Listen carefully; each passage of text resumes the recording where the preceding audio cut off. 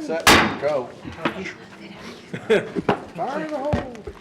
I made it just in time. The May 8th, 2013 meeting of the Missouri City Planning and Zoning Commission is called to order. We have a quorum here tonight. We're missing, what, 2 people? Lynn? Or, Two. yeah, Oh, Mr. McCray and Mr. Goff. yeah.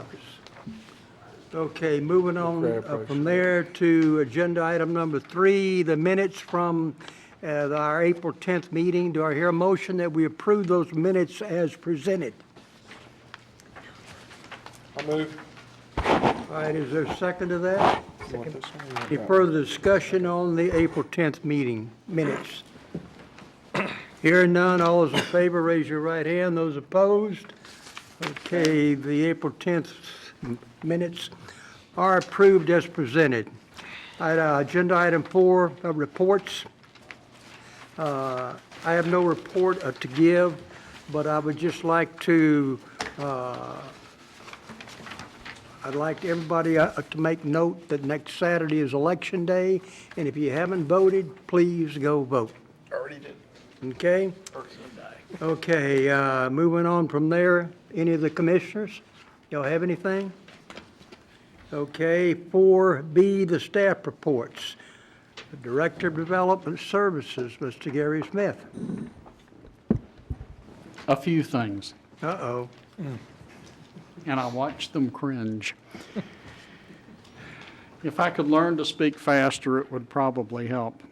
May 20th, Monday, May 20th, you are invited, and it will be a special meeting of P&Z, a joint meeting with City Council for the Capital Improvements Program presentation that will be included in the upcoming fiscal year budget.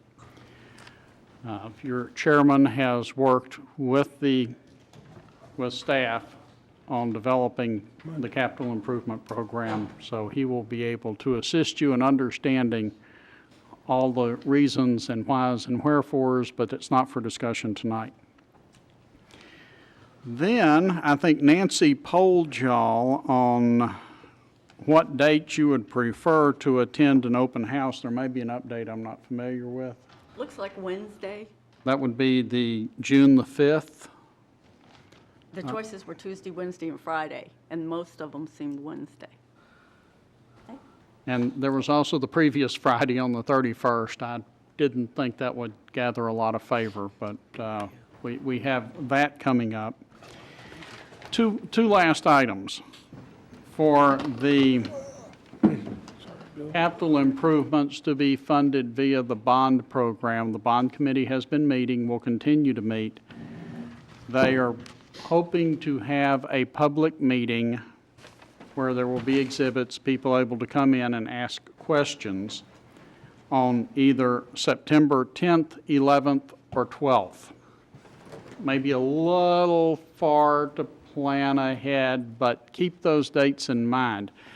September 11th is the date for a regular P&Z meeting. I have expressed a lack of favor with that date so that we can start your meeting on time. The other question is what time? 5 o'clock was thrown out, and there was some resistance to that in 5:30, and my question, what time would y'all prefer to start a meeting? Not a P&Z meeting, but a public meeting. 5:30, 6 o'clock? 6 o'clock would probably be good. 6:30. 6:30? I'll take all these numbers back, and they can analyze them. Well, you need a public meeting a little bit late enough so people can get off work to That come to too. the public meeting, right? That too. And us. Hey, everybody's here now. Well, 6:30. All right, Mr. Lynn. So y'all's preference would be towards 6:30 to allow citizens to arrive and to allow Oh, the the rest working of us. members of the commission to get here too. The final topic, presentation at your last meeting on the pedestrian and bicycle plan. If you have any comments you would like to be considered as the plan is developed, please forward them to Valerie or forward them to me or forward them to Sharon or Scott so we can get them included in the plan. They would like comments from the members of the commission. Are they going to take the comments that we expressed during the presentation? I would trust they have done that since they Good. were here to hear them. Good. I have no further comments. I have no further comments. I will remind them that some members expressed opinions during the meeting, and those members would like to have those considered. I have Puzzling. one question. On the 5/20 date and the 6/5 date, is there a time yet? 5:20 is 6 PM. Okay. It goes on at 5:20. And 6/5? 6.5 they mentioned I have not, also. Oh, you're ahead of me. okay. I think that's the feedback I got from you. Probably That's 6 what we were o'clock. It could aiming. change. At- It could change. 5:20 at 6 p.m. We try to slide it back, knowing that some of you need to arrive here. Is this a new, Are you going to send that out? Yes. to Yes. us, to Liz? Oh. Probably send the agenda out tomorrow on the 5:20. All right, thanks. 5:20 at day That's it from me. at 6 p.m. Okay, that's enough. when? So Monday. I didn't want your meeting to end too early tonight. Y'all could get in trouble. Gee, thanks. The planning representative. And it's Jennifer? capital. Nothing? Okay. Moving on, Public Works. Yes, I would like to let you all know that the week of May the 19th through the 25th is National Public Works Week, and that it's a bunch of things going on that week, but one big thing is there's a picnic that the city of Missouri City is part of the host facility. It will be in Buffalo Run Park. It's from 12 to 2 p.m., so you are all invited to attend if you can. It's, of course, to recognize all those public works professionals, not just here in Missouri City, but throughout the Houston, Galveston area as well. So we typically have about 350 folks come. It's a huge event. The city has been hosting it now for about 20 years. And it's just a great event. We'd like to see you all come out. Super. You almost have some, May the 23rd, it's a Thursday. May 23rd, you Yes, said? sir. You almost have some great food. Well, Well, we typically have 23rd would catered be it every year, but this year there's going to be a barbecue cook-off. There will be 6 competing teams from different cities. One of them is Missouri City, of course. So come out and support your local team. All right. it's going to be barbecue. It is, it'll be brisket and sausage. No ribs. Not this time, no. Bring your own. Yeah, hey, Go. you do that. I'm sure we'll have room on the pit somewhere. You bet. I'd have to be the night before, though. I cook them slow. Yeah, well, they will be cooking pretty much all night. I hear that. Okay, that do it? Yes, sir. Thank you. Thank you. Yes, sir. All right, moving on to agenda item 5, the public comments. Is there anyone in the audience that would like to step to the podium and address anything which is not on our agenda for tonight? If you would like to do that, please be our guest. But there will be no questions answered by any of the commissioners, nor will they make any comments at all. As the law says, we cannot do that. So if you'd like to step to the podium, please do so. All right, seeing none, moving on. Agenda item number 6, the plats, 6A, consent agenda. 6A, consider approval of a preliminary plat for Millwood at Riverstone, Section 3. 6B is consider approval of a final plat for Millwood at Riverstone, Section 2. And 6C, consider approval of a final plat for TDECU, Missouri City. So here a motion that we approve. We approve the consent agenda. Second? All right, it's been moved and seconded that we approve the consent agenda. Is there any further discussion on any of those items? Bill? No. All right, hearing none, all those in favor, raise your right hand. Okay, the consent agenda is approved as presented in your packet. Okay, 6B, Public hearing and consideration of a final replat for the crossing at Sienna Ranch Reserve B3.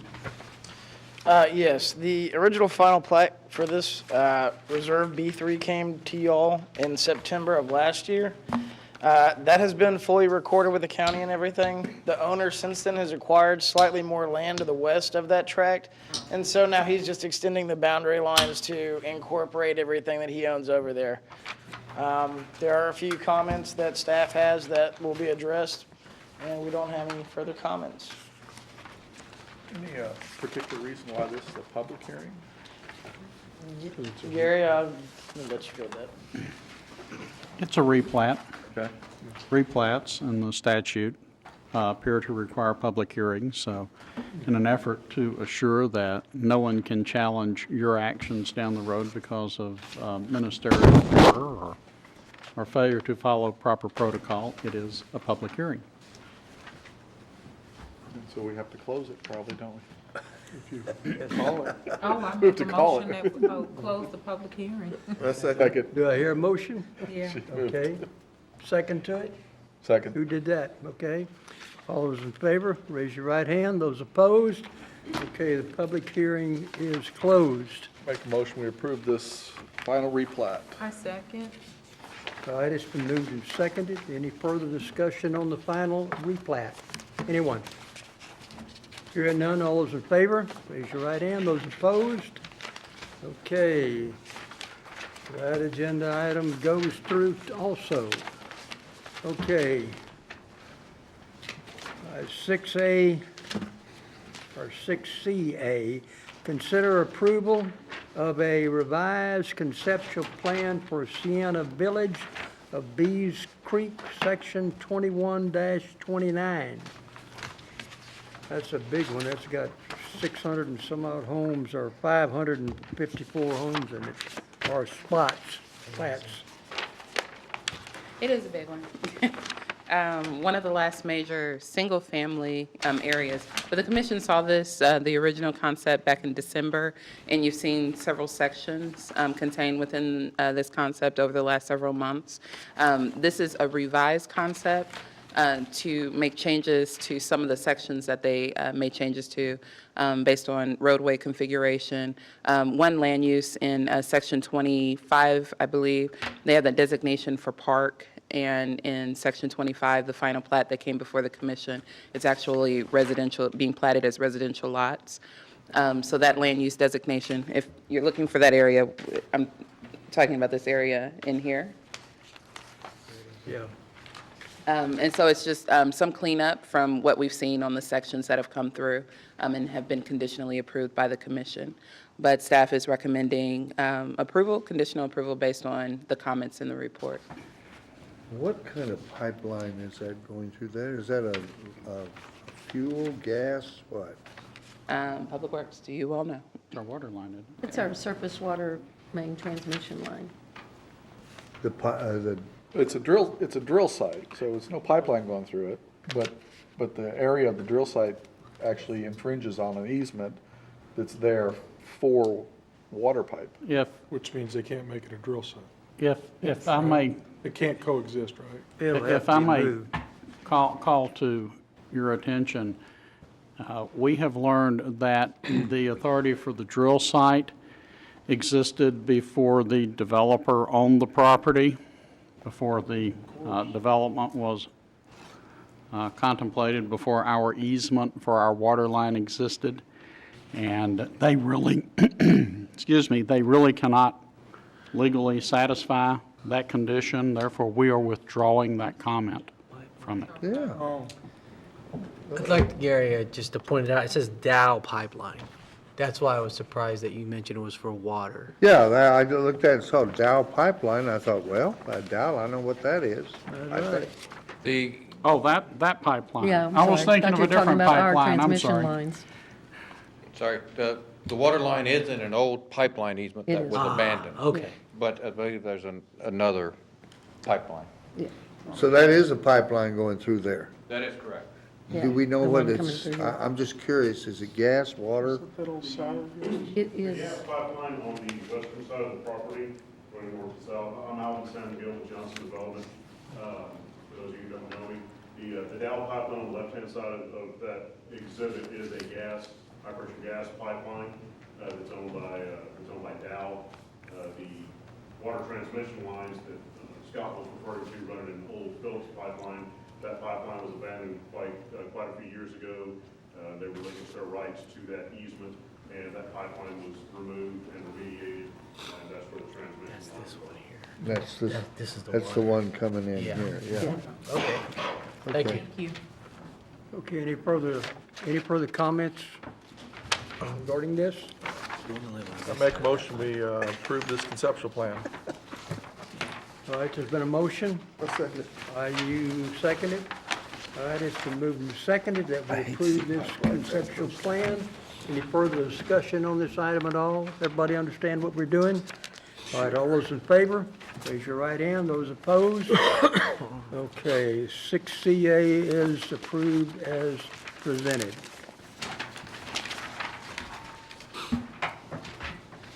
Okay, moving on. Agenda item number 7, zoning map amendments. Public hearing and consideration for an SUP amendment.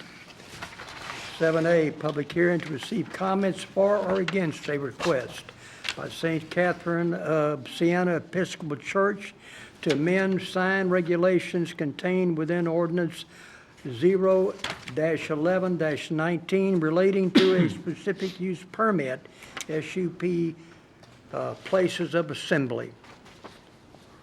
This is a pretty straightforward amendment request. This is St. Catherine's Church on Siena Parkway, and their request is to amend the language that's in the current ordinance restricting the sign, their sign regulations within the current ordinance, and it restricts the size of their sign Sizes. area. And that's the major change. But what they want to do is default to the city sign ordinance, which everyone works so hard on. So they do want to take advantage. 7 years. They want to take advantage of some of the allowances in that, and that would increase the area, the sign area that they're permitted to have along Siena Parkway based on the roadway speed.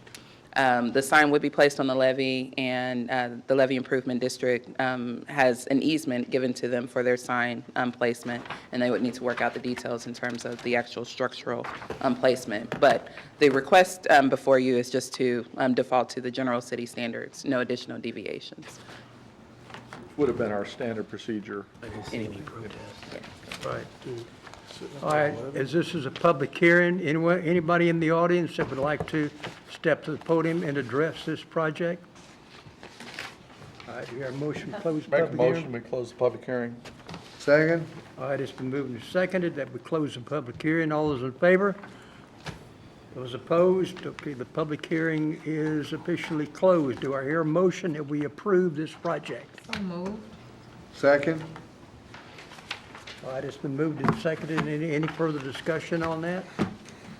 Hearing none, all those in favor, raise your right hand. Those opposed? Speaking about signs for just a second, has anybody seen the new signs that are beginning to show up around, I think it's more in Houston. They aren't signs, they are That big one. Las Vegas blinking, everything that we talked about during the sign ordinance and said that one of these days that's going to happen. And of course, the TxDOT's probably going crazy in the cities because they think that's a distraction, but that's what's happening. They're just all over now. Huh? Blinking and flashing. Yeah, Nice. may have to redo that sign ordinance. Where are we at, sir? We called it. Yeah. Item number Gary, 8. you didn't stay on the firing line long enough, you know that? Getting on down the road. All right, agenda item number 8, zoning text amendments. 8A, discuss objectives for possible amendments to the city's landscaping regulations. Call the vote. Okay. Yeah, he did go. Do we go? No. Jennifer or Scott? Oh, Oh, no, okay. Scott's next. No, He's was just gonna getting ready load for my his next next. presentation, but Jennifer's got something up. You just went like this. Watch the video. We have things that will slow your departure down. Flashy sign.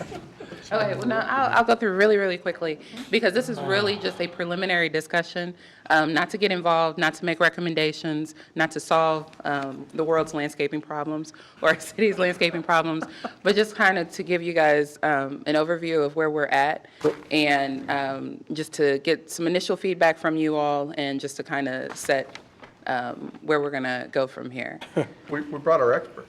You have your expert, yes. Yes, we have our expert. I defer. And remember, plants grow. Seem to forget How many that. times did he say that, I wonder? I mean, he's right. John, we- you agree with that? We hope to tap into that expertise. Water 'em and They they I've grow. almost been here too long, right? All righty. So, as everyone's familiar with our landscaping ordinance, we've actually had landscaping standards in place since the original zoning ordinance. They've been modified, obviously, over time, but they were some form of landscaping requirements back in the early 80s. So the purpose of our landscaping ordinance today are to enhance and preserve our development, the value of our buildings, to enhance the visual appearance of our parking lots so that we don't see them per se, or at least buffer some of that, some of what is seen. And also looking at the distribution of shade within those parking areas, people walking through those parking areas for their comfort, and also to help define parking areas. Also to reduce the effects of noise, traffic, dust, lighting, some of those items. And then to protect privacy, screening to protect privacy. So I'm going to go really, really, really quickly through what our current ordinance covers.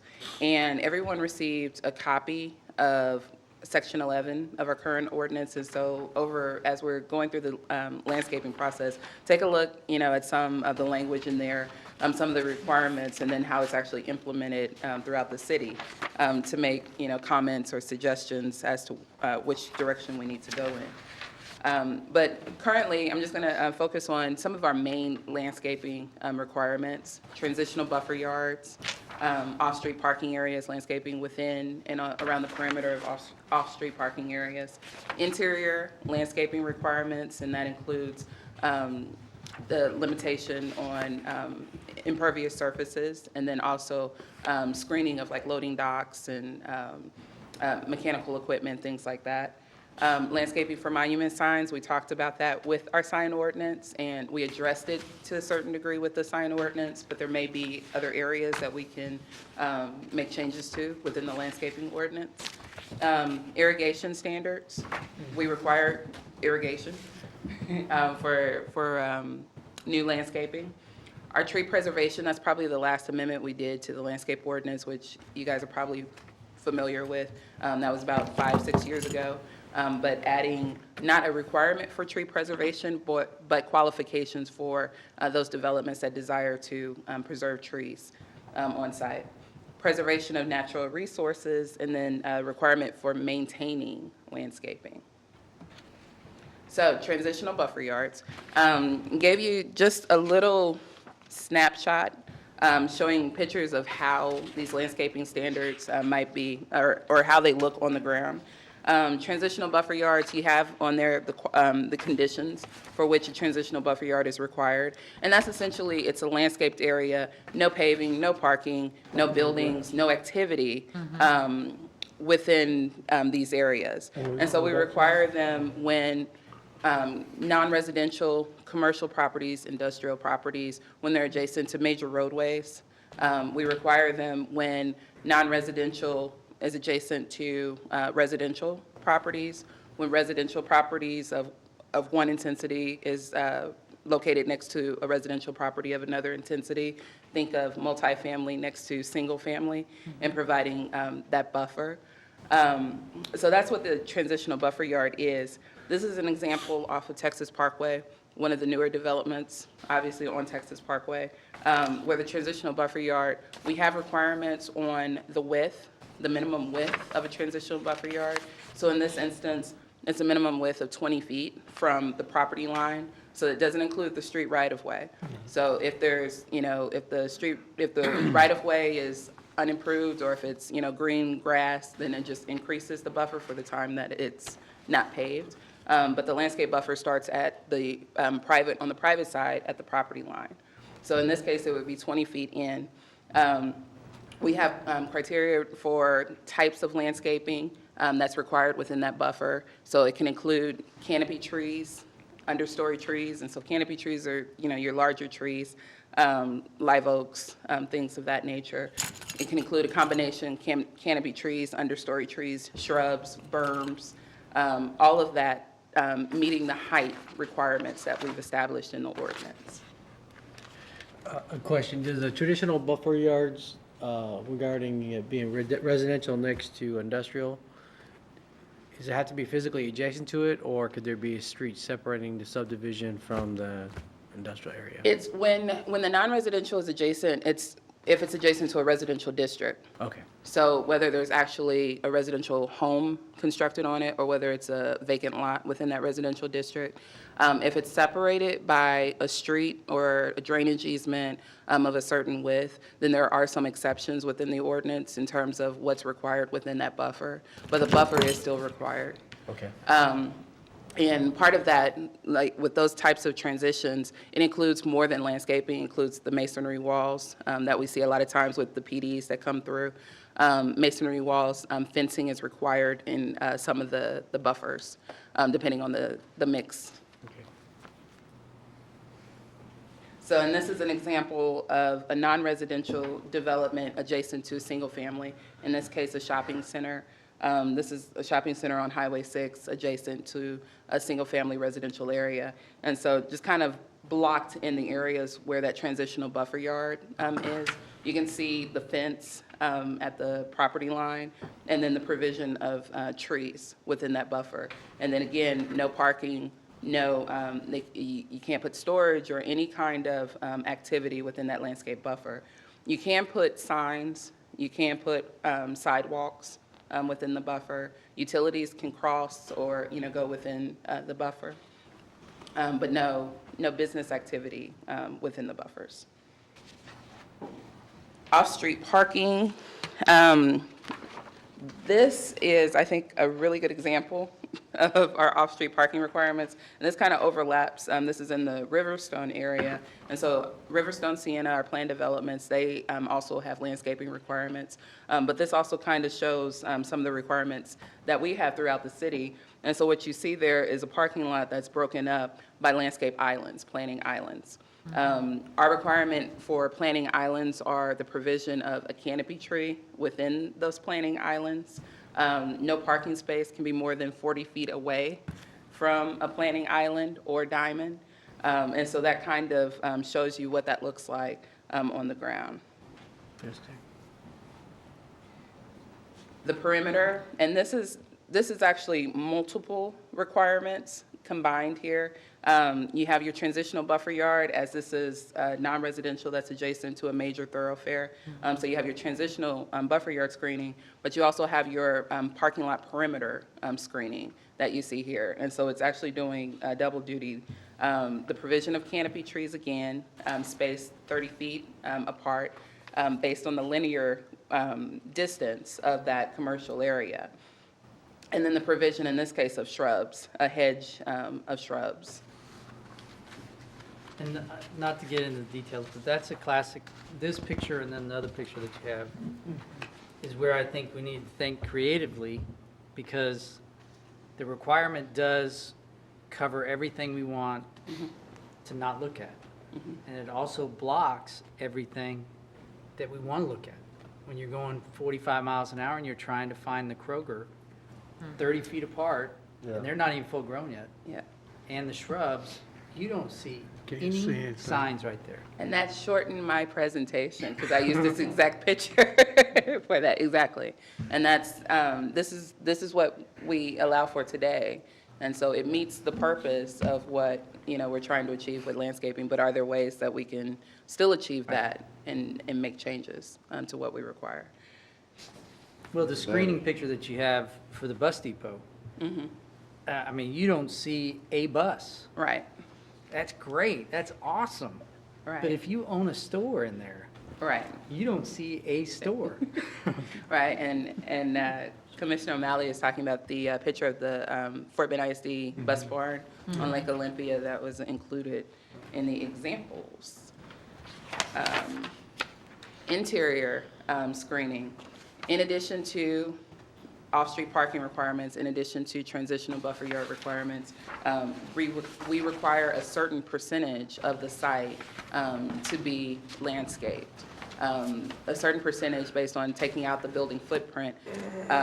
They have to reduce the amount of pavement, the amount of improvements that are placed on the site.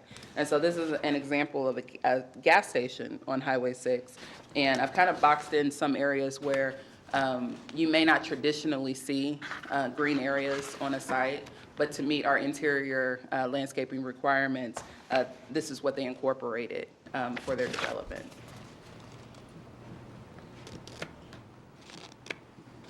Interior screening, and kind of on the, similar to like the bus barn, I think that this is a good example as well. This is back behind Kroger, the Kroger at 1092 and Highway 6. This is off of Glen Lakes in the back. And you can't really see their loading area. There's, landscaping, trees and everything where it's fully screened by a continuous landscape strip. But that's required today. Monument signs, and like I said, we've touched on this with the sign ordinance, so we don't have to bash it tonight. But essentially the conflict. And in this case, we're talking about monument signs, but we'll get to wall signs as well. But the placement, if you look at the picture on the left-hand side, the monument sign is kind of pushed in line with the required transitional buffer yard screening. So the height requirement of the shrubs in the transitional buffer yard actually hide the bottom portion of the sign face. So if there's a business advertised down there, you wouldn't see it. Now, we addressed it. We raised the height of the base of the signs when we did the sign ordinance. And so that gave some flexibility there. And then we do have a requirement in the current landscape ordinance that landscaping has to be maintained below the sign area. So those combined may help to address some of these issues, but we might need to look at it through landscaping revisions to address it some more. Tree preservation, like I said, that's probably the most recent amendment that we made to the landscaping ordinance. It's not a requirement. We do encourage it depending on the site and depending on the trees that are existing on the site. Mature trees, the list that we have in the landscape ordinance, and it's a little confusing, and so that might be a cleanup that we will do. The trees that are listed in the chart for the minimum sizes are the same trees that would qualify for the tree preservation credits. And so I put the list there, but mature trees, if a developer wants to preserve the trees, they do have to submit a survey and a plan as to how those trees would be protected during construction. And they would get credit based on the location of those trees towards the different landscaping requirements.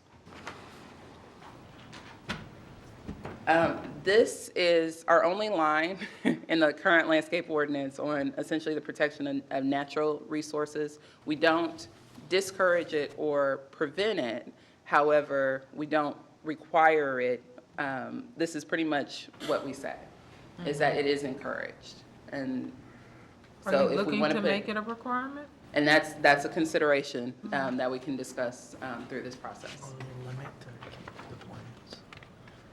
So other general requirements, like I said, we require irrigation, subsurface irrigation systems for all new landscaping going in. So in thinking about water conservation and some of our needs there, is that something that we want to make changes to? Do we want to encourage alternative options in terms of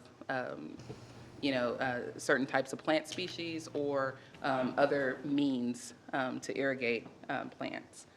We do require that plants be kept in good condition. We do have requirements on the minimum size of the plants at the time of planting, and we also have requirements on the minimum sizes at the height of maturity.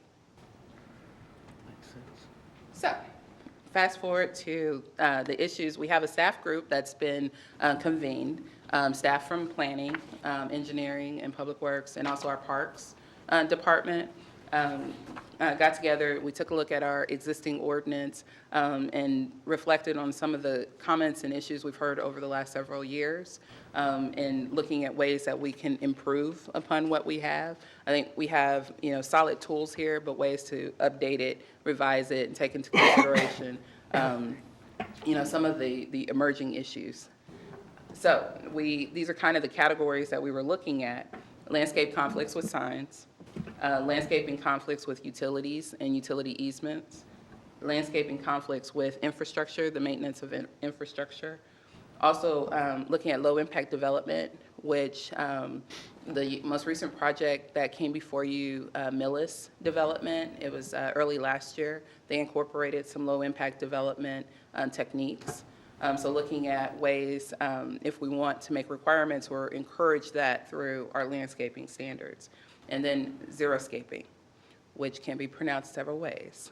But looking at whether or not we want to encourage or promote that through our ordinance.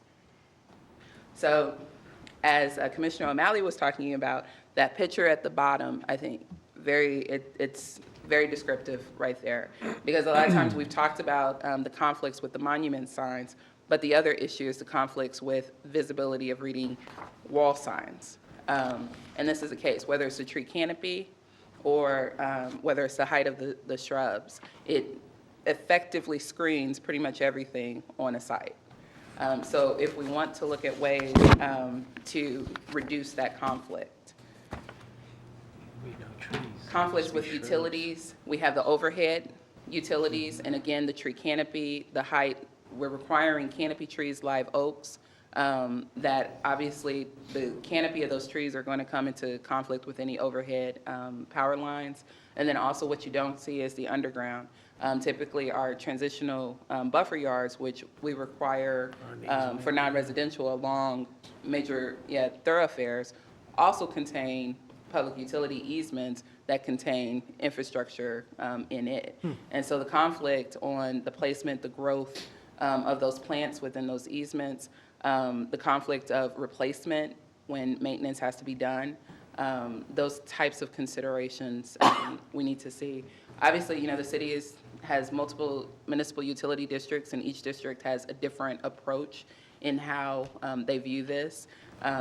We've had some issues with trying to bring sites into conformance with our current landscape plan while also maintain or working with the utilities on what their needs are. And landscaping conflicts with infrastructure, the provision of canopy trees, again, trees throughout parking areas, again, while beautiful and providing shade and allowing for that within our parking areas, we're looking at a maintenance issue over time. Landscaping conflicts with sidewalks, the roots of the trees, the canopies, the spreads of the trees, and conflicting with clear passage of sidewalks. All of those types of issues are an issue. Have you looked at the basis of the trees that are close to the particular businesses where thousands of birds accumulate? We do, and we have one particular business.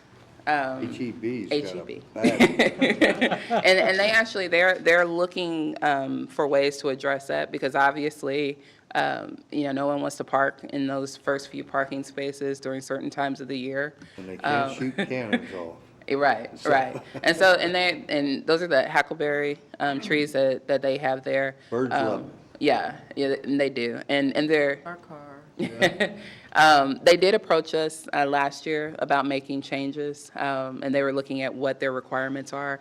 And, just like we've gone through, they're required to have, landscaping within the parking area. They can switch out the species, the types of trees, but they would have, currently, they would have to replace them with another type of tree within that area. So they're exploring what their options are. Low-impact development, it's a technique used to address stormwater pollution, reduce stormwater pollution.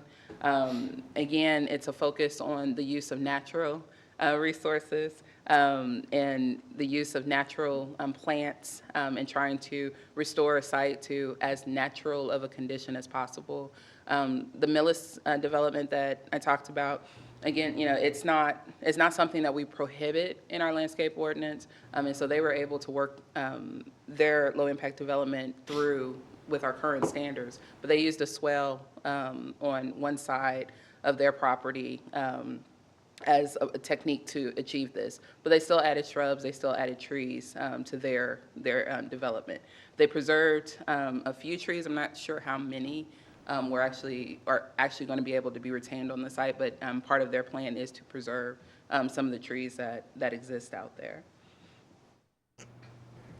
And xeriscaping, again, another technique to use to supplement water irrigation systems and the need for irrigation systems and the excess of the waste of some irrigation systems.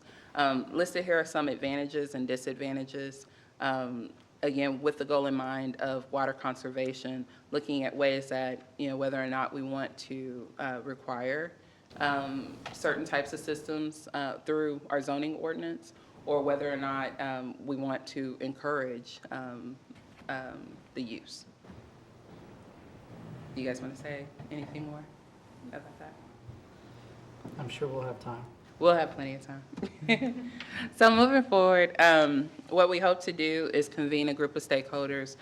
We have reached out to landscape professionals and trying to get opinions from them, but similar to what we did with the sign ordinance, talking with businesses and affected groups to see how our current ordinance is impacting them and what some changes they might want to see through our landscape ordinance. And what we hope to do is have a discussion here tonight, but then also bring to you in the future, not at a set time yet, preliminary recommendations on some possible amendments to the landscaping regulations. That's all I have. You have a huge area of responsibility here that will require, as we go down through the years, constant upgrading in order to keep it all together. And But they got the signs under their belt already, so this is a cakewalk. I have a question on low-impact development. Is landscaping really a place to address low-impact development? And that's the question. Is there any element that we can I mean, address Harris with it? County's already leading the way with LID for right-of-way projects. And of Right. course, the architects are the next people for on-site lid work. So I don't know, that, you may want to cut that one out of the herd, because I have a feeling that one may be a bigger one than you can chew on. I mean, maybe some smaller things for on-site, but if That- we're that going to was the go towards. intent. That was Yeah. the intent, because of a lot of the irrigation restrictions that are being mandated by, so, yeah, that was the intent, for it to be a smaller Yeah. scale. I'm just curious, because I know it's Yeah. getting to be a bigger and bigger Yeah. thing, so. If you'll recall, the Millis development that Jennifer's referred to wanted to have the green screen, which was Right. fencing with the evergreen growing through it and over it. If we don't, we need to provide enough flexibility in landscaping that would be available to them while we're not trying to cover the whole low-impact development, because certainly that's going to involve a lot more area. But in a large development, we don't want to discourage that either. Sure. And I think we can find ways to allow people to do it if they choose to do it. We need to let them know it's available. Well, I guess the bigger It keeps thing- us from having the empty pipes under the Right, ground. but the bigger thing is ultimately is we're in the water business now, right? So if I'm not mistaken, landscaping sucks up 50% of water usage typically, and so that's a big issue, obviously, in the future, so that's why I'm saying I think it's a bigger animal. I mean, maybe starting here, right, obviously, is a good place to start, but, It certainly goes beyond landscaping. yeah, okay. Any other comments? Jennifer, good presentation. Yeah, thanks. Preliminary, that's outstanding. We'll have more information, but. We need more than a year for that. It's our next big one. Yeah. But, Big one. any input, any, ideas that you guys come across in the next, month or two, just send them our way, send emails. I'll send updates, in the next month, to get more feedback. But this is where we're looking at right now. The staff comments that you all had in your work group, do we have access to those? A little bit more detail? We don't have a lot of detail. Right now, we have a lot of research that's been pulled together. And because like I said, we don't have any real recommendations yet.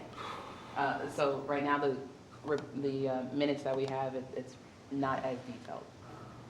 But his idea, basically, obviously, we need to upgrade our landscaping stuff to move forward, just like the signs and everything, right? So that's the basis. Yeah. I mean, there's some great cities to mirror, but we're not Sugar Land on Highway 6 because we have the drainage issue compared to their straight curve. Sure. And so we can't compare ourselves to that because the line that we see when we're driving is totally different when we're trying to see Right. things and where our trees are. Our trees are so far away from us. All those Right.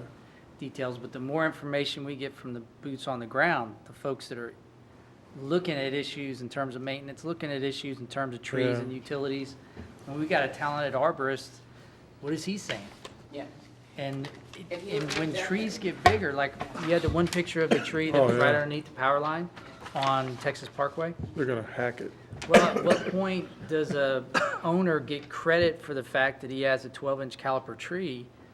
And do we have to put another tree back into a parking lot that is a shade tree? Why can't we put a crepe myrtle that's not going to do the damage to the curb if the trees grow to be, Yeah. all grown up? And you're going to have to cull trees in time, or the ones next to each other aren't going to do well. And gosh, we could talk all night, but the only way we're going to hit the target is if the people that deal with it every day, Yeah, are involved. your staff, I that are agree. saying, gosh, I wish we would have thought of this 25 years ago when we told these people they had to put all these trees right underneath these power lines, and now we've got these V trees all the way down. And we also have the situation in the LA Fitness, not LA Fitness, on. Fitness Highway Connection. 6.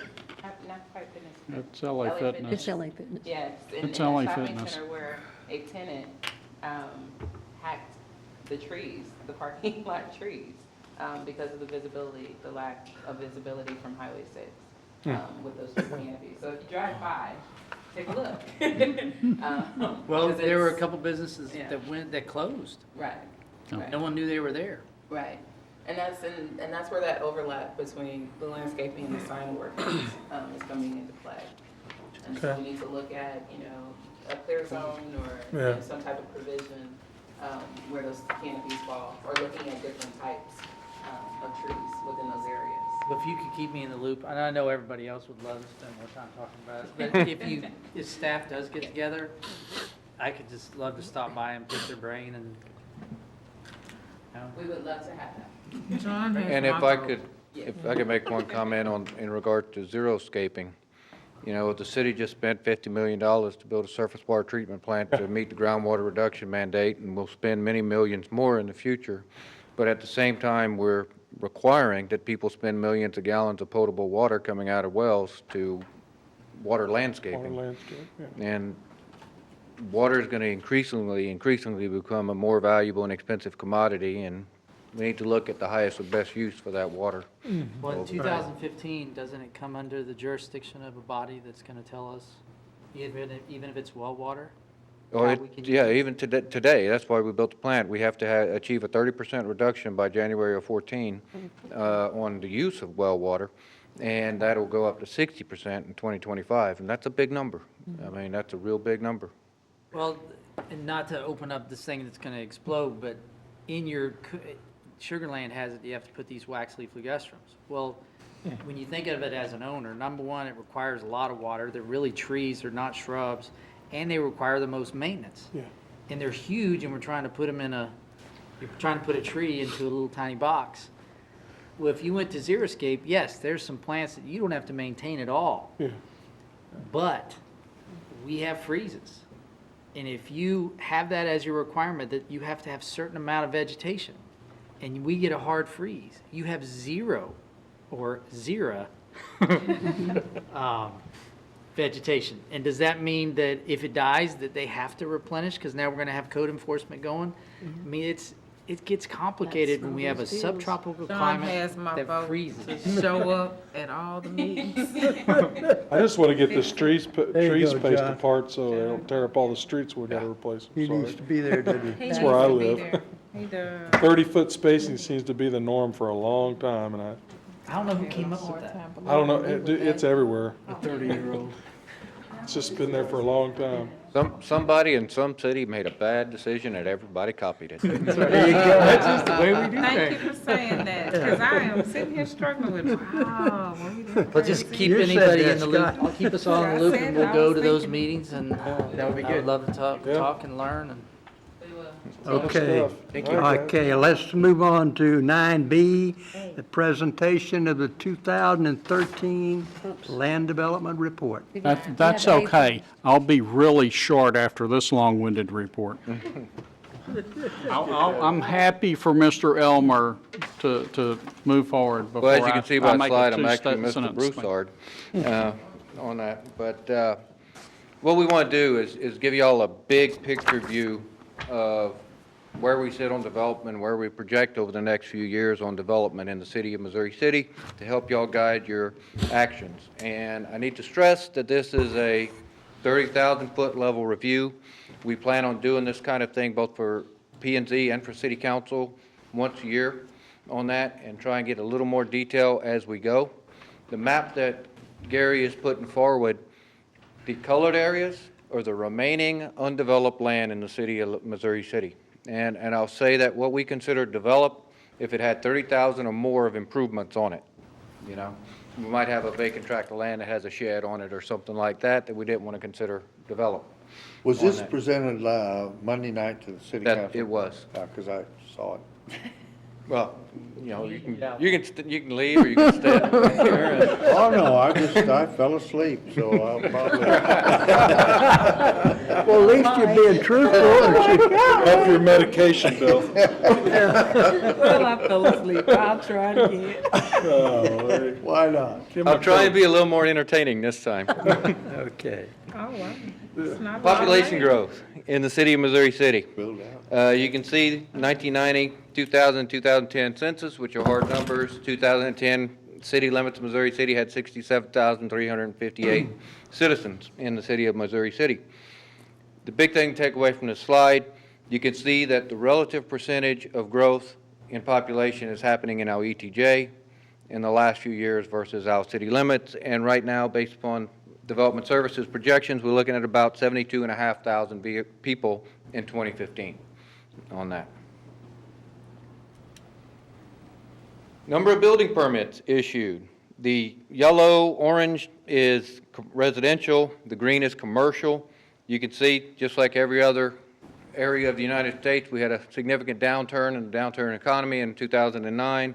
It's interesting that our commercial stayed relatively flat during that time, and that we've had a uptick in this last year, and we project that to continue out a little bit further on that. We're not making any guesses after 13. Building permit value of improvements. The value of improvements is what we charge a permit fee based upon out there.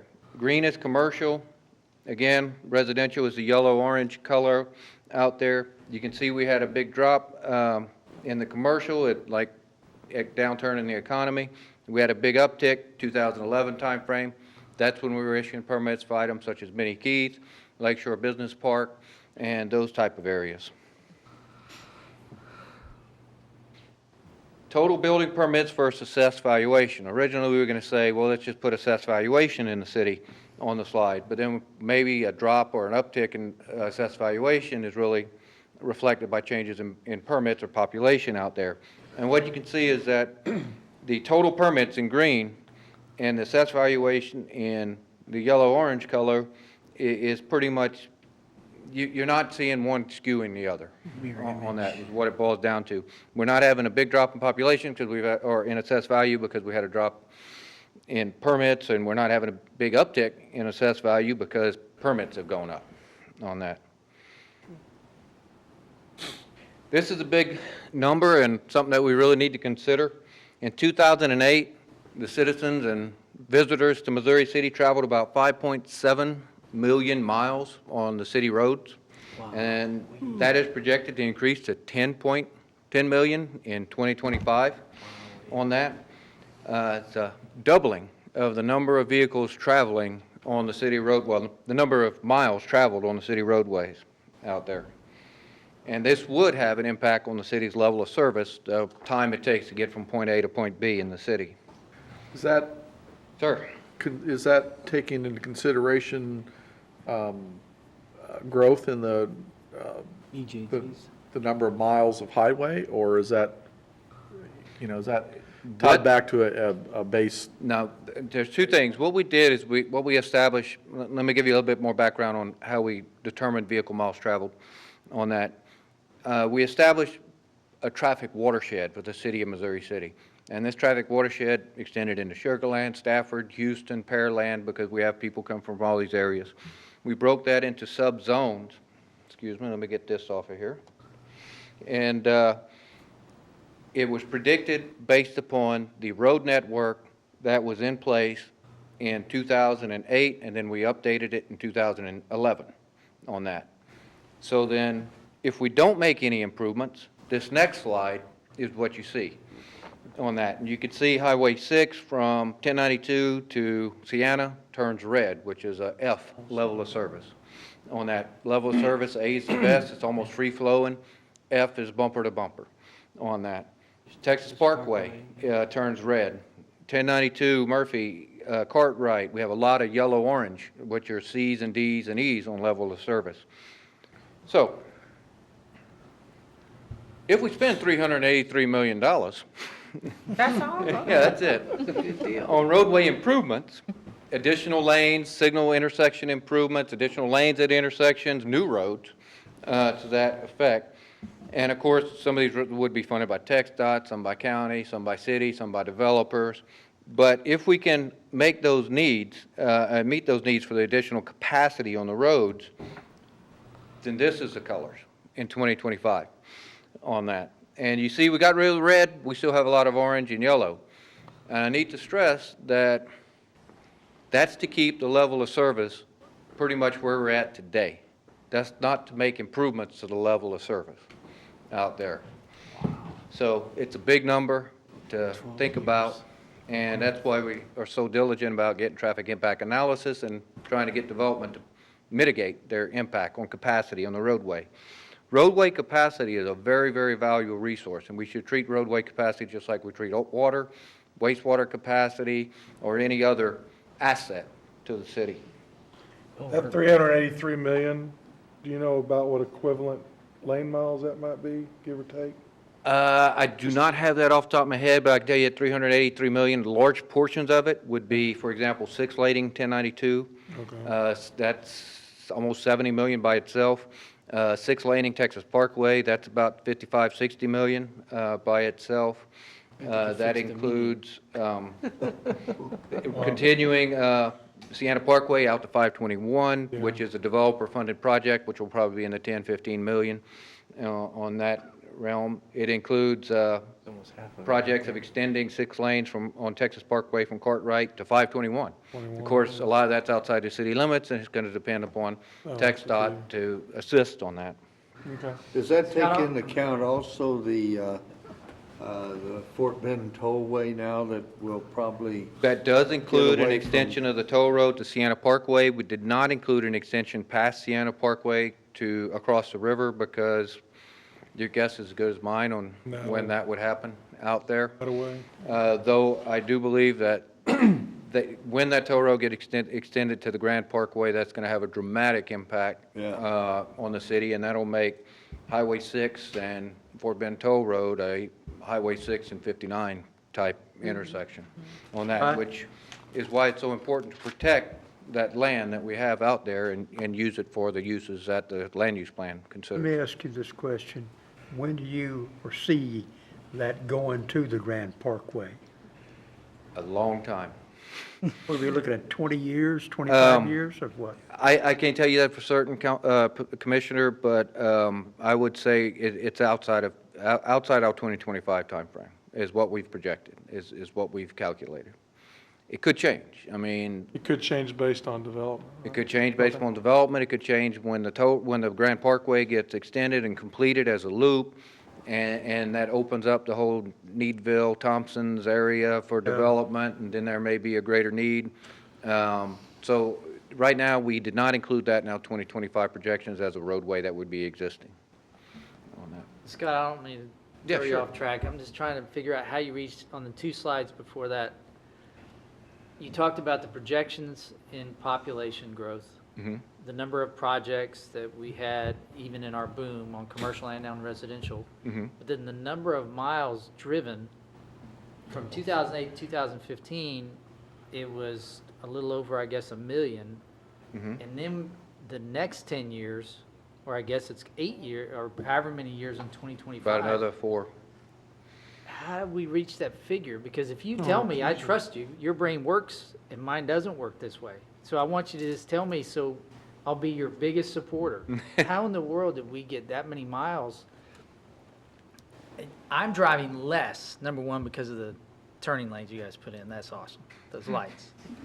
And so I think I'm spending less time in my truck doing the same trips that I've been doing for 15 years. Well, Going to the store and doing things If your like truck that. wouldn't die at the traffic signals, then you might drive more.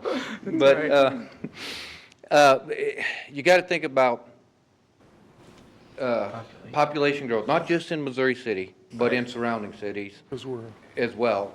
The average trips per household, and let's define a trip. If I go to the store and back, that's considered 2 trips. Right. But the average trip per household nowadays is about 12 trips per household, per day on that. And so as you get your population increasing, you're ending up with a geometric increase in trip generation. You know, that surprises me that you said the average is 12 trips. Now, that's 1 trip there, 1 trip back. 6 trips. So it's actually 6 round trips. round trips. Correct. Well, I do that to go to Kroger's. Well, you got to consider, It's gonna be at a least. lot of Divide by 2 houses vehicles, have, or 3 vehicles. Yeah, 2 or 3 vehicles. Doing that based on 2 or 3 Yeah, if you have vehicles 2, 3 per vehicles, house. there you go. And for a long time, the average trip generation was about 11 and a half vehicles per day or trips per household, but it's increased. And it tends to increase in areas developed like Missouri City. Because you don't have the corner store that you can walk down the block, and you don't have the, you're in a vehicle more in an area like developed as Missouri City has developed, where we tried to separate commercial and residential uses. But Highway 6 blossomed so greatly to have everything you ever need. Didn't that shorten the trips a little? It will if you get on your bicycle when they put those. I was gonna say, y'all know, That's another you're trying to story. preface me to get me ready for this bicycle thing. You just sold me on it now, because I'm like, Okay, all right, I'll trust your figures. All right, sorry about this, Scott, go ahead. No problem, and that's That's why a we're good here, to question. answer the question. got me. Somebody else? Nope. Okay. Infrastructure capacity, you know, water and wastewater, without it, we can't grow on that. The total permitted production capacity of all the water facilities in Missouri City is about 50 million gallons. At full build-out of the city, our projected water demand is about 27 million gallons on that. And that's the city and the ETJ, I'm sorry, on that. And you say, we got plenty of capacity. But then we got to throw back in the mandate for reducing groundwater use, and that begins to affect that 50 million gallon number, because when we're reducing the pumpage by 60% in 2025, we have to make that up with surface water or other sources like conservation. And we start looking at, right now, we project we need about another 13,000 acre feet of water, full surface water, for full build out of Missouri City and the ETJ. This is our connection counts on water and how they're projected through 2030. And basically, you know, a residential connection, about 450 gallons per day. Commercial varies depending upon the type of use, but this would be the connections to the water system. And you can see it's a pretty linear graph here. Wastewater. On wastewater, our total current permitted capacity is about 14 million. Our full projected demand's about 16.5. And you say, well, we got a shortfall. Well, we still have a future regional wastewater plant for the Sienna South area that has not come online. That's probably going to be about a 5 to 6 million gallon a day plant on that. Who pays for that? The developer in Sienna. Our current developed acreage by zoning classification. And this is, again, what's currently developed today, 30,000 or more in improvements. We've got about 69% of our acreage is developed as residential. Retail's about 6%. The suburban districts, our placeholder districts, you know, that got developed, about 1%. And then we have SUPs, business park, and everything else that make the rest. And then if you take the developed land, sorry, I gave you all the wrong information. The current developed acreage by zoning classification is the first slide. The current developed land is, you see we got about 71% of what's currently developed being residential, retail about 5%, our planned developments of one type or another are about 17%, and then the business parks and the rest make up what we got. That's why our suburban district would be 0 on that, because they've all come in, that they've developed, they've come into a zoning classification. We have about 32% of our zone residential that's undeveloped right now, about 23% of our zone commercial. You take the projected value, and residential is about 40% of the assessed value, retail is about 25%, LPD is about 25%, and then business parks and such make up the rest. But this is the more important slide out there. You can see we've got about 5,500 acres of undeveloped land of all zoning classifications in the city left to be developed. One thing that's unique, if you look at the map, this includes an undeveloped land. If there's a house lot not built on, it's considered undeveloped. But you see we have relatively few large acreage tracts remaining to be developed. And by large acreage, 200-300 acres out there. We have stuff north of 90A and around 90A in the business park up there. We have stuff along the toll road out there. If you take the assessed valuation, well, let me back up. What we did is we took the current assessed valuation for each zoning classification. So we took the total value of all LC2 properties, and then we said, this is the amount per square foot, average total valuation, and we applied that to undeveloped land out there to see where we would be on assessed valuation if we look at everything being built out. And that's in present day dollars. That's in present day dollars, that is correct. And if you take the tax rate today, today's tax rate, that it's about another $15 million worth of of revenue. But that's if we tax them and don't give them, That, no abatements or Right, yeah. anything like that. That is correct okay, on that. Scott, okay. when do you foresee what's Yeah, pay left for all this. being built out? Where's the 15 million? You know, we're going to end up with another couple, 3 downturns in the economy, but Basically, I understand. inside the city limits, we're probably looking at a 15 to 20 year build out on that. If we're going pretty much on pace as we have been Right. on that. Now, that said, that could change and be extended, because if we're trying to look at the highest and best use for the city on particular lands. We might be taking land, say Fort Bend Parkway and Highway 6, and not letting a rezoning go from a business park or a commercial or regional commercial to a residential just to build it out on that. And those are the kind of considerations we need to really look at on that. How much area do we have within the ETJ? In the ETJ, there's about another 5,000 acres that is undeveloped currently. And of course, all that's wrapped up in mostly Sienna and Riverstone. In fact, 99% of it is. There's a little bit of corner here and a corner there that's not. But there's about 5,000 acres undeveloped, and the vast majority of that is residential. Right. And if we do the same analysis in the ETJ, then that's about 12 million, putting the tax rate on that value out there. What we did on sales tax projection, the numbers, through 2012 were solid numbers. It's based upon historical data. We took the difference between the two lowest years and the two highest years of growth, and we averaged that. It comes out to about a 4% annual growth on sales tax revenue, and it boils down to about 10 million, 10.3, I believe, on sales tax revenue, assuming these numbers still hold. We've got about 1,300 acres of undeveloped retail. We're generating about $8,000 an acre on sales tax. So if we assume that 4,000 with that 4% growth rate, that's about another 10 million in sales tax. And you say, wow, we got all this money rolling in. Yeah, we just don't see the expense side In the of future. it. But, of course, as the city grows in population and in everything else, we're going to have additional expenses. We're going to need additional firefighters. We're going to need additional police officers. We're going to need additional street maintenance funds.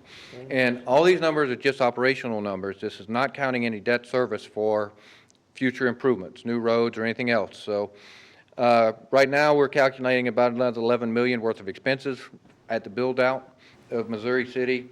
And you say there's about a $10 million surplus, but again, this is only operational. This is not the debt service tax rate that's being considered, which has to be paid for. Now I want to talk a little bit about the TERSs. We have TERS 1, which the area along 1092, and then it comes around on 2234. We had a couple projects in TERS 1. Liberation Project, that's the Glen Park subdivision. We had the sidewalk and drainage that we've done along Texas Parkway. We sold about $6 million in bonds. Today, our fund balance is about $553,000.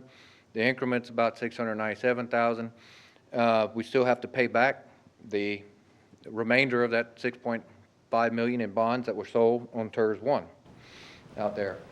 TERS 2, Lakeshore Harbor subdivision, Creekmont subdivision, Fort Bend Town Center, the Walmart, the traffic signal that they installed were all TERS 2 projects. Fund balance is about $3.3 million. The annual increment's a little bit more than $1 million on that. And you say, well, we got a lot of money in TERS 2. Not quite, because if you look at the TERS 2 projects here, and the second column on the costs are actual expenses that have occurred and that we're obligated for reimbursement on TERS 2. The stuff that's blank under the costs are future TERS projects that are in the TERS improvement plan on that. And the reimbursed column is money we've already sent back to the developer. You subtract $7 million from $18 million, there's still $11 million worth of existing obligation in TERS 2 that has to be paid back before we even do any of the projects that have not started yet. Scott? Sir. Let me ask you something. On the TERS 1, 2, and 3, the last few years here, we've had no activity. That is correct.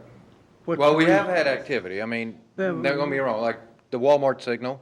Right. And we've also had stuff that the municipal management district, like they're paying for the ultimate intersection of Sienna Parkway and the Fort Bend Toll Road, over and above what the toll road would need for their use out there.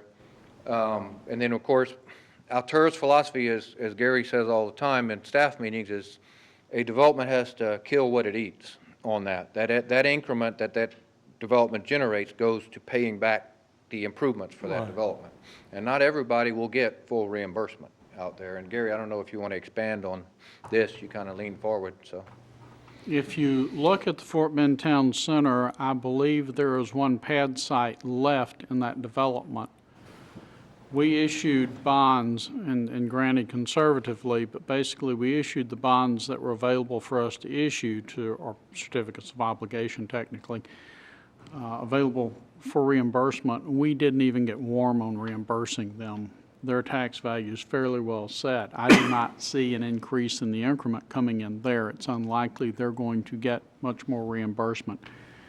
We may be able to provide a bit more reimbursement to Lakeshore Harbor, and we're having continuing discussions with them. We have expenses for Perry Homes and Creekmont, where they did TERS improvements as they were building Creekmont South, and they haven't even asked for reimbursement yet. But frankly, there's no increment building until the commercial tracks go in fronting on Highway 6. Yeah.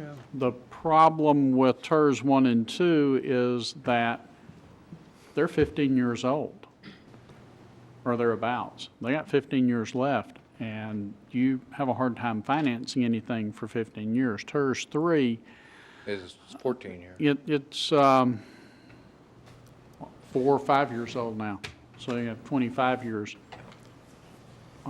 left on it. But I'm fairly confident that Sienna Municipal Management District will find a way to use all of the increment for the improvements in that area. And perhaps the last big activity in TERS 3 was approving a change in the project plan so that the interconnectivity, Sienna Ranch Road, extension of, completion of Sienna Ranch Road, extension of Sienna Springs Road over to LJ Parkway, the intersection that Scott mentioned for the Toll Parkway and Sienna Parkway, as well as the extension of the frontage roads for the toll road all the way to Sienna Ranch Road, are being funded through the TERS. And they issue the bonds, the city doesn't. And that is an incredibly good interconnectivity. I really don't want to mention that with University being completed all the way from Highway 6 through to 59, if you're looking for a quick way to get to the Brazos River Bridge, take it. Because not too many people know about it, but I don't want too many people to know about it because it's a really convenient way for me to move around right now without a lot of traffic on it. We do have some activity in the TERS, but primarily we're going to see the TERS winding down. I think in TERS 1 we will need to see what we can do with TERS 1 to assist in redeveloping as we proceed with our redevelopment concepts along Texas Parkway. It's one of the reasons we expanded TERS 1 to include all of Texas Parkway and Cartwright Road. TERS 2 is, there are projects out there, but it's going to be hard to do them because of the limited life of the TERS. They primarily were established for residential purposes, and I'd rather see things for commercial purposes. We get a better result that way and a much better value on the Well, tax you rolls. get a chance for increase in value on the commercial, even on redevelopment, to lower your debt service, right? I mean, on the housetops, we usually get flattened out, right? So That's right. The highest value on rooftop or residential is going to be at the beginning. right.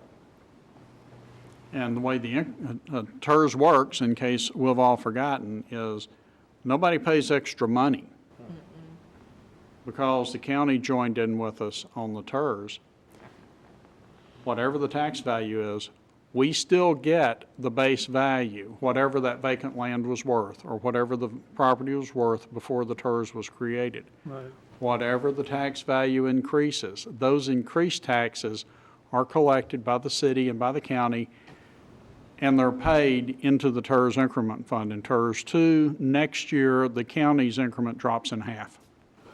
much more of a lecture than y'all wanted on that. But there are challenges in moving forward on them, but hopefully we can utilize some of that fund balance for some improvements that can really spur development, and then the development can happen quickly enough that we can use it to help reduce and reimburse the developers for their contributions.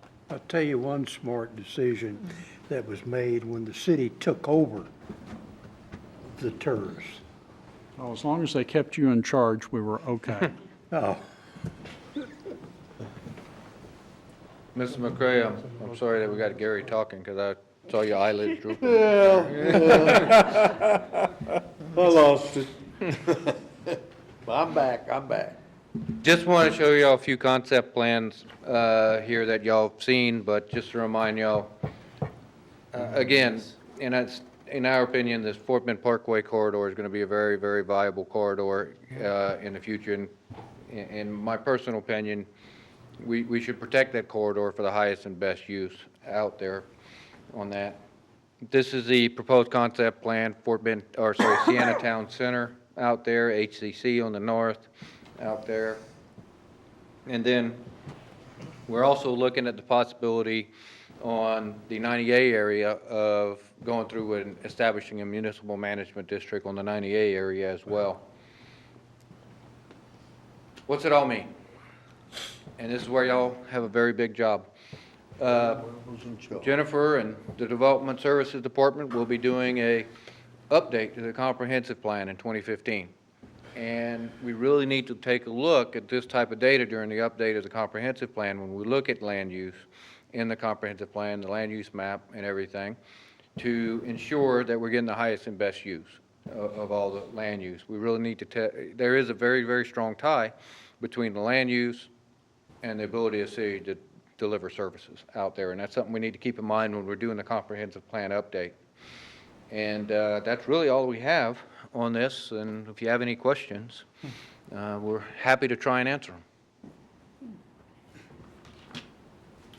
you've done well. Thank you. Good report.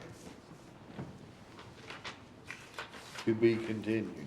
To be continued. It's all to be continued, isn't it? Okay, Scott, thank you. Okay, 9A, Gary? I wanted to go last so that you can see that I have a very brief item, and I will be very concise on this. Our issue on plats is that we request the developer and the engineers to provide us digital copies. Our ordinance doesn't require that. They can give us paper copies and tell us that's all they're going to give us, because that's what our ordinance says. But generally, they prefer to work digitally. They're happy to give us a digital copy.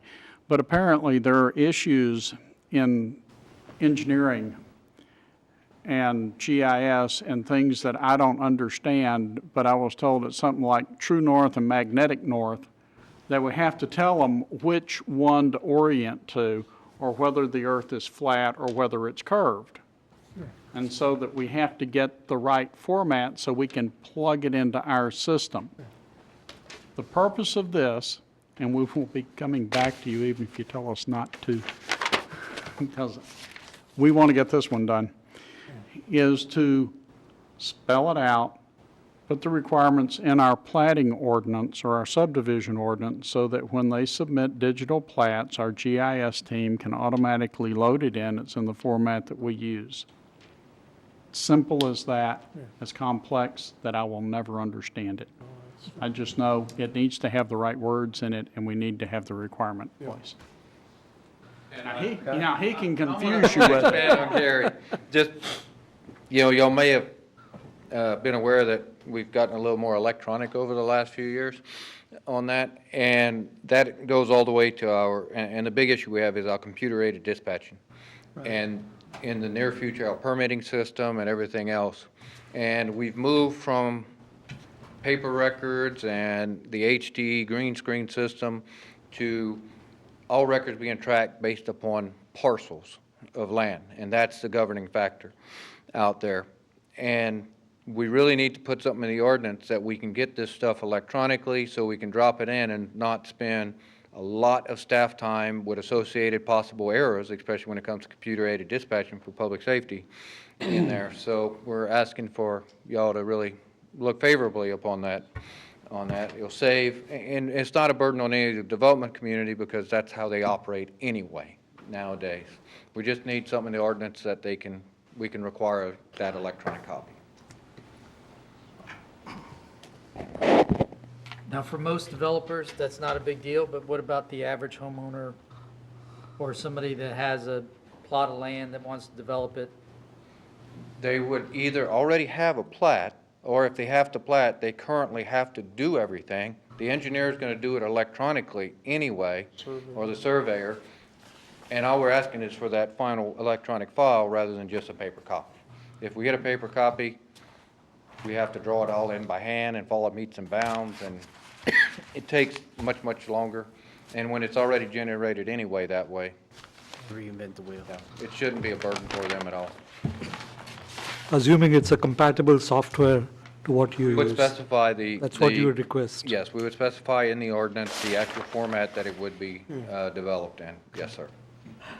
We're working on that language, and by your next meeting, we will have the language that satisfies GIS, planning, and legal before you.